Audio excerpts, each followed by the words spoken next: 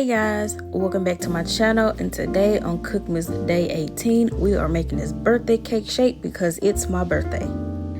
I am using this ice cream from Serendipity, and I've never heard of this brand before, but it's the birthday cake ice cream and it was so good. And all I'm doing is blending it up all nice and smooth. You can add a little bit of milk if you want a thinner consistency, but I like my shakes thick like me.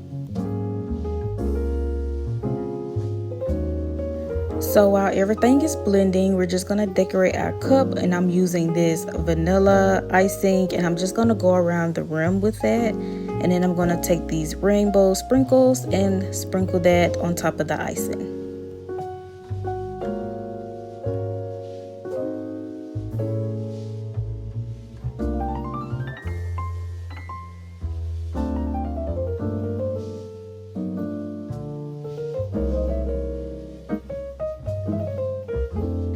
And all you do is pour that thing up in your cup, and that's pretty much it. You put your little whipped cream on top, add more sprinkles, and then you have you a birthday cake shake.